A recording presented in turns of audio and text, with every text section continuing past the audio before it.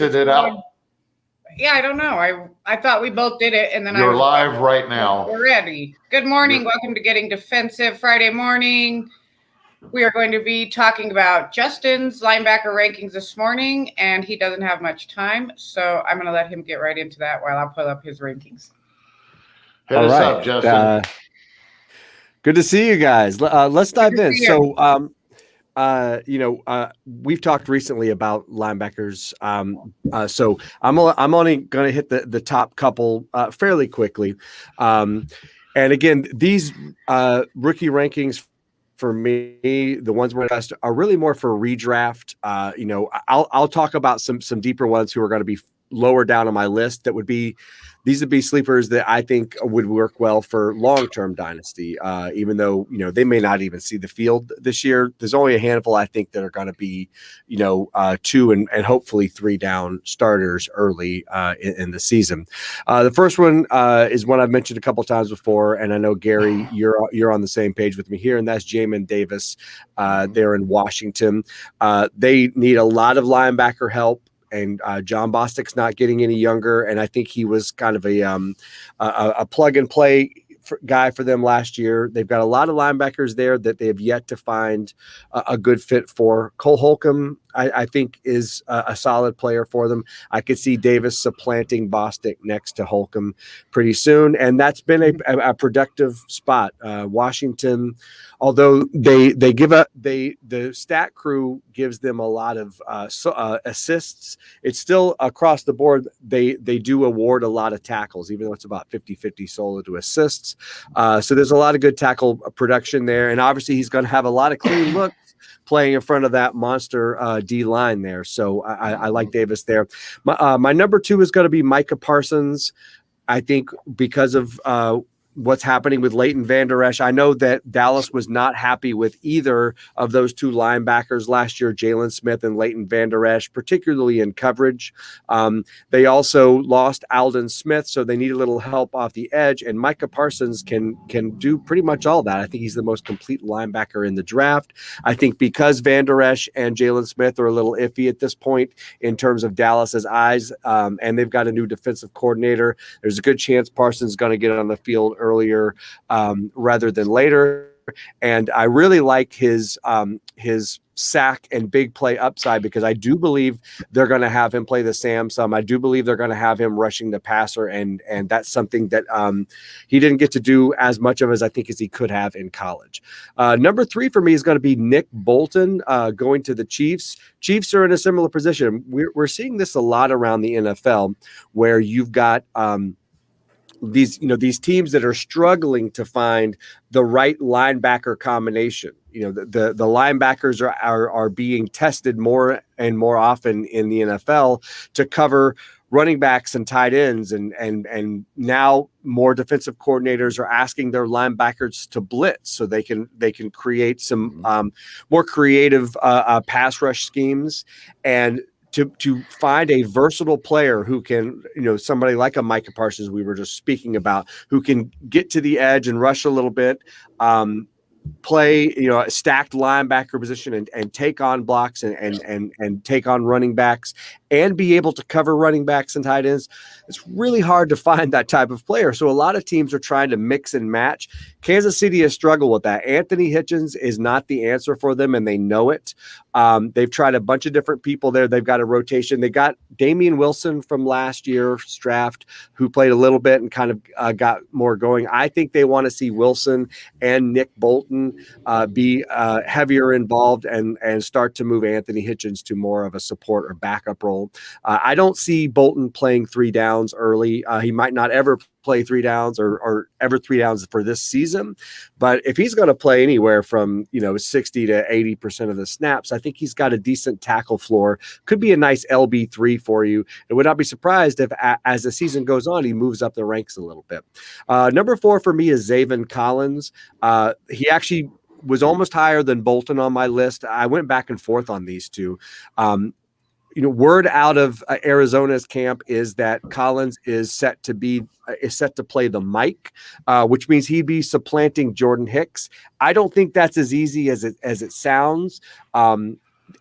that's the only reason he's a little bit lower. Is I think Bolton might see the field sooner than Collins. I know Hicks had a down year last year, but he's a veteran, and before that, he was playing an elite level of linebacker. So I think Hicks is going to get that chance to hold off Collins. They obviously also have Isaiah Simmons there and Budda Baker, so there's a little bit of some tackle competition. But Collins I was just talking about, defensive coordinators needing these linebackers to essentially, right now the ideal linebacker can play all three levels. They're somehow an edge rusher, a run stuffer in the box, and they can leak out into coverage into the flats. And I do think Collins possesses enough of those traits to where we're going to see him on the field.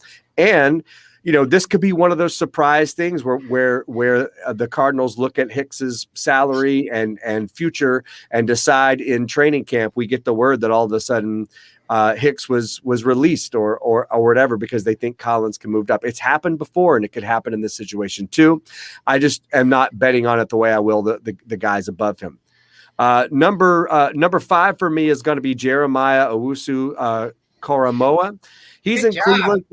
Yeah, I practiced that one. Everybody calls him JOK. I'm trying to I'm trying to lift my pronunciation game. So nice. He's headed to Cleveland. Cleveland's another place where they're struggling to find the right combination of linebacker fits. To me, because of that, there's opportunity for him. He's considered a tweener prospect. Is he a safety kind of playing linebacker? Is he going to play on early downs and be able to stand up against the run? Or is he just going to come in and be more of a coverage linebacker? These are the questions I have for him.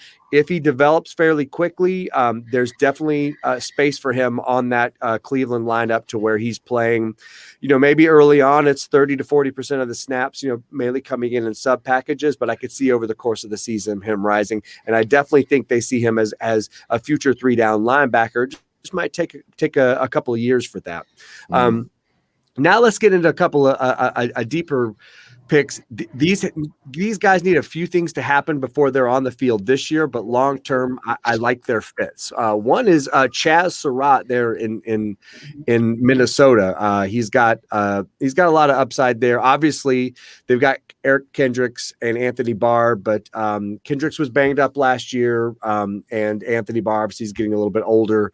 There's a spot for him to wriggle his way onto the field. They could also use him in their 3 linebacker setup. So I don't see him taking a ton of snaps now, but I think they'd like to eventually see him take over, possibly for Barr.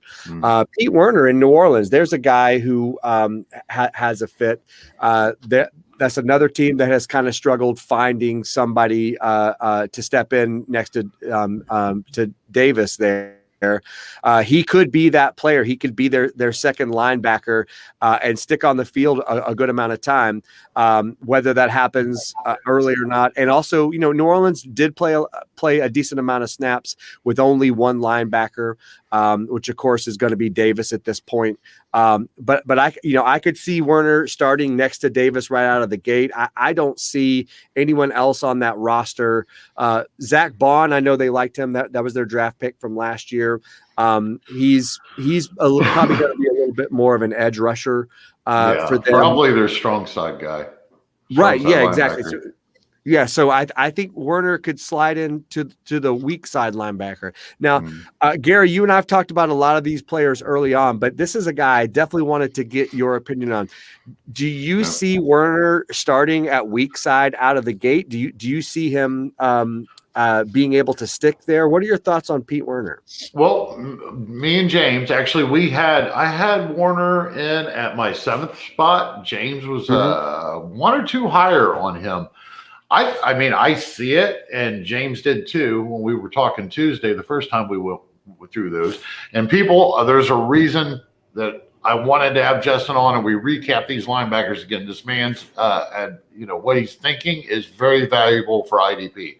So make sure you're following this fellow if you're not. Agree. But when it comes to Pete, I just, what I'm afraid of is that he'll be kind of like a part-time role. I think that the only full-time role, I do think that, between him and Bond, those are likely the two other best linebackers on the roster right now. And, I have a little bit of a concern about, McShay, playing a rookie the entire time for the first year. But definitely do see him being able to get in there. I mean, he was a second-round pick for him, I think. Yep. So, I can't see him, completely sitting. He'll get his opportunities. I just don't think he's going to replace Davis like I think I've seen some say. So go ahead.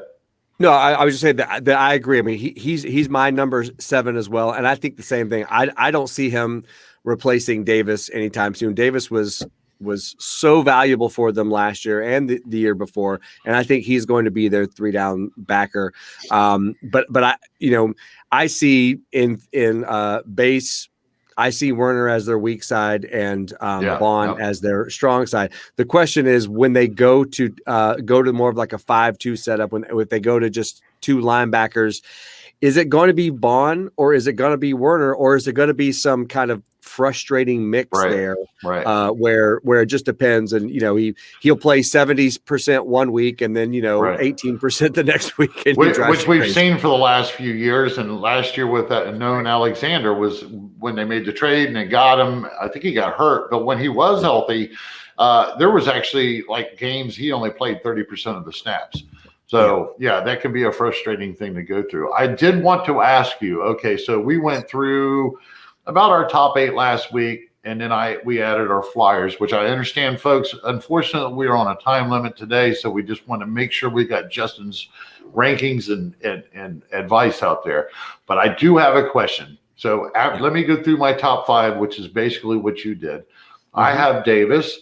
I have Ernest Jones with the Rams. Ooh, good one. Yeah. For the fact, and I believe that James did 2, or James had him maybe in a 3. I can't remember for sure, but just based off the idea, he's a 3rd-round pick, and right now he is I believe Kenny Young might have been a 3rd-rounder for Baltimore a few years ago, but I think he's the highest draft stock that the Rams personally have spent on an inside linebacker in a long time, and I think he's probably the best guy on the field, but that's just my opinion.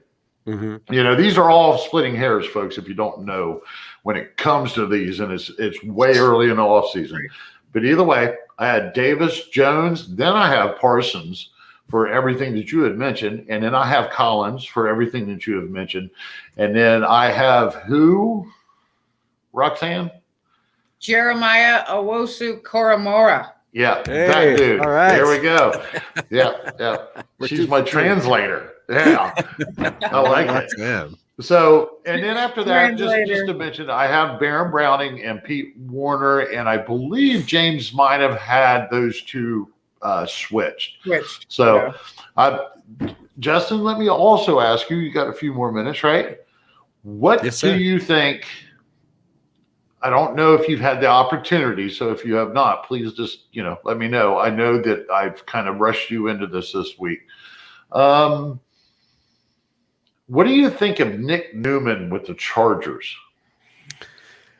Yeah, I mean, he doesn't have a lot of people in front of him, which that was my only hesitation. I've got Ernest Jones, and we'll come back to Newman here in a second. But okay. I had Ernest Jones is my 8 right below Pete Werner, only because, and again, a lot of this will change once they actually hit training camp and they can see. But I think that they're still going to roll with Kaiser, and I think they do like Reeder. They also picked up Kenny Young, so they've just got a lot of linebackers, and none of them are super duper old, where they're trying to phase them out, or I don't even see any of them necessarily as being major cap hits.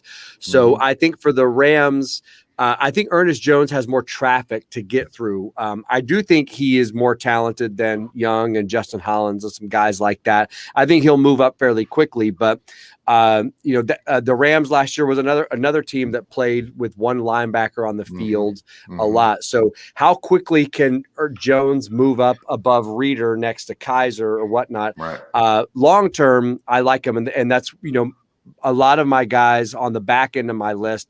I like long term, and Ernest Jones is one of them. But I see him as having a little bit more traffic to navigate. If you look at Neiman, there's not a lot of people in front of him. Now, you and I both love Drew Tranquil. I know Tranquil is your guy there, and hopefully he's healthy now. And Kaiser White's still there, and obviously they've got Kenneth Murray. So the question is, how quickly can Neiman replace?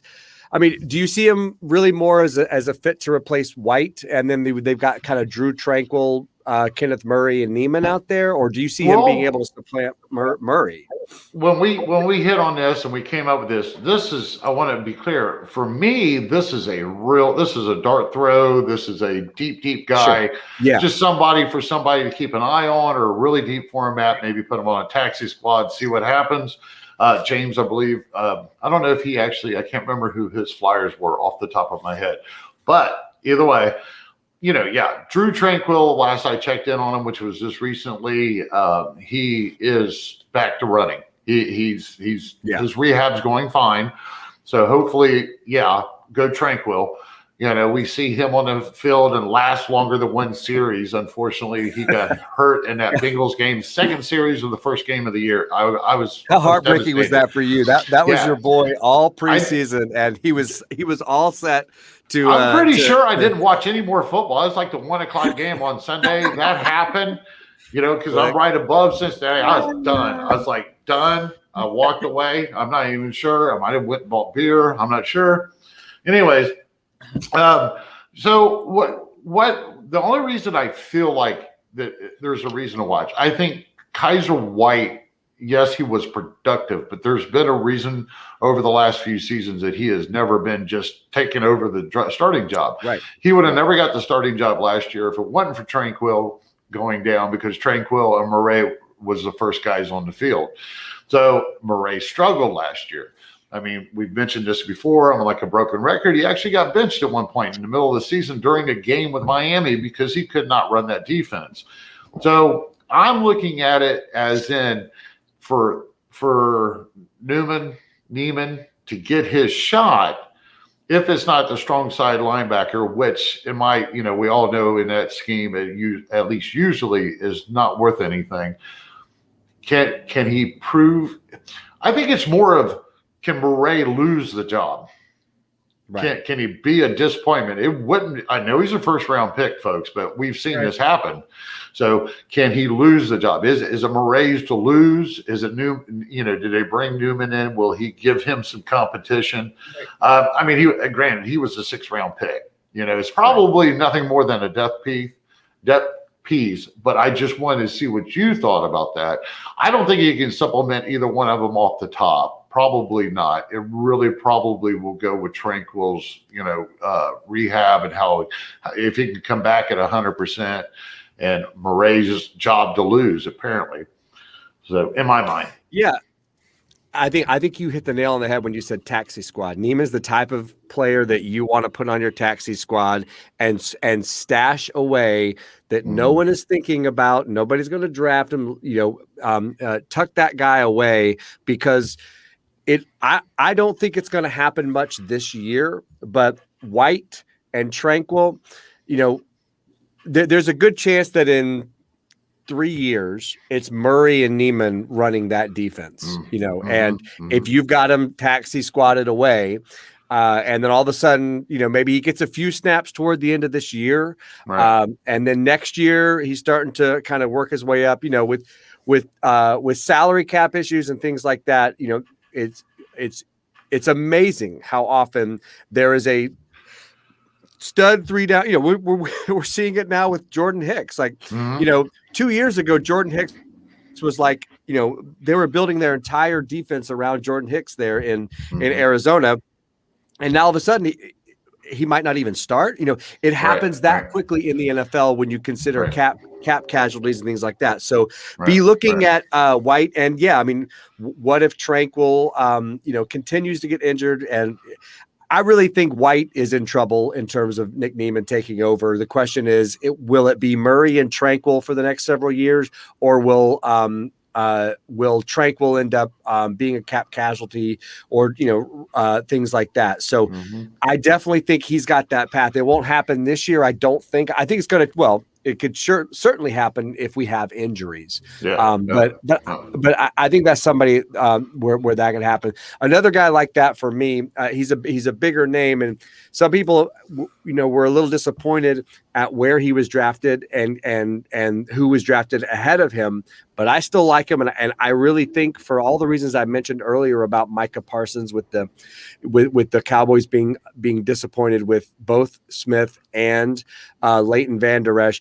Keep an eye on Jabril Cox. He's a phenomenal player. He probably should have been drafted. Yeah, probably should have been drafted a round or two earlier. That's another guy, particularly if you can put him on a taxi squad. He might go under the radar this year because there's just too many people in front of him. But Cox is somebody that I think next year, if not a little bit this year, we'll start seeing snaps there for the Cowboys. You got time for me to ask you one more? Yeah. Let's do another one. Okay, so Baron Browning, yes. Warner's teammate from out of Ohio State. He's in Denver, 3rd round pick. We were contemplating on this and going back and forth. We both had him kind of up in that top 6, 7. Me and James did. I think he can supplement either one of Johnson or Jewell. I think James was basically thinking Johnson. And then afterwards, there were comments made on a post on Twitter that was saying something about Baron Browning being an edge rusher because he's looking up to up to Chubb and Von Miller. And I still figure when you bio this kid coming out of college, yes, he was used in college off the edge and such, but he played basically the weak side linebacker for Ohio State. So that is why I am thinking more of the inside linebacker position. You got Nick Chubb, Von Miller this year. You got that Malik Reed that really stood up last year when Von Miller went down. Yep. I think Reed is an unsung hero from last year, but Denver was so devastated. 100%. So I'm still even with this being brought up, I'm thinking that his comment that he would be looking up to Von Miller and looking up to Chubb, I like that better than saying, well, I'm going to be hanging on what Jewell and Johnson has to say for me. I'm not going to look up to those two dudes on the roster because I'm going to try to replace them personally. Where do you think that he might fit in this defense? He was a 3rd rounder, 105th. Yeah. For me, I think he's the replacement in their mind. And this is from my own, watching the Broncos and how he would fit best. I see Browning being the replacement for Josie Jewell. I know they were not happy with Josie Jewell, and Josie Jewell was on the field a lot more last year than they wanted him to be. They gave him his shot to stand up by getting rid of Davis. Yep. Exactly. And also, if I'm Baron Browning, I'm looking at a guy like Von Miller and a guy like Bradley Chubb as more of like the superstars of the defense. So I would look up to them regardless of what position I played. So I guess I interpret that more as like, these are the leaders of the defense. Von Miller's likely a future Hall of Famer. I'm going to look up to these guys, and I want to play next to these guys. I don't want to. I'm not here to supplant Von Miller. I want to play with Von Miller. That's the guys you look up to. So I agree. Yeah. That's what I was wondering if I was crazy in my head thinking that, because I could even see him. Well, I'm going to look up to Simmons, Justin Simmons. I would even say that before, even though it's a totally different position, I would say that over saying, well, AJ Johnson and Joel. Because, the kid's got to think he's got a beeline to a starting job if he can beat those guys. Yeah, and I agree. And the guy you just mentioned is the reason Browning is 8th on my list. He's as opposed to being a little bit higher. I think Johnson. I think Alexander Johnson stays on the field, and I think the biggest issue for Browning is going to be Justin Simmons, not from a replacement on the field, but in terms of just strict tackle competition. I mean, Justin Simmons, so because of that, I think that there's going to be not as much tackle competition here early on, or not as much tackle opportunity early on for Browning. I definitely Jackson's going to want his at strong safety too. Yep. So yeah, exactly. He's only on a 1-year deal. I think they let him and Johnson go, re-signed them both for cheaper. So they both got something to prove this year if they want to play and get paid next year. So, and there's only so much IDP meat to be on the bone for everybody to get their piece. And we know Justin Simmons is, matter of fact, that I'm pretty sure that defensive scheme is safety first. Safety and pass rusher. Linebackers come second, which is why we've seen Jewell and Johnson there. And Davis was a little bit better than Jewell though. But already Davis is. That's it. People don't have to understand defensive schemes and how they're being used and why they're being used can make a difference, because now Davis is a free agent. He went through a couple of teams last year. He's, there's such thing as productive by default. Just because they perform well and tackle a huge amount doesn't necessarily mean that they are an elite talent, folks. Sometimes opportunity means everything. That's a fact. Oh, yeah. Yeah, no. So, I appreciate you. I guess we probably you're at 950. What are you thinking? You're breaking up a little bit. It's about time for me to head out. Okay. It's about time for me to head out. I know we got a little bit of a late start, but glad I was able to kind of get through those rankings. And what I love, please, if you'd like to add anything, go right ahead, Justin. I'm not trying to run you off, man. I'd love to sit here and talk with you for another hour. Oh yeah. If I get a pee break. Or all day, it'd be great too. Well, one of the things that I think is great when rankings don't match up between experts is that those are we do not know. Me no expert. we do not know. These are all variables, and we are trying to interpret. So what it means, I'm hoping for the viewer, is to understand.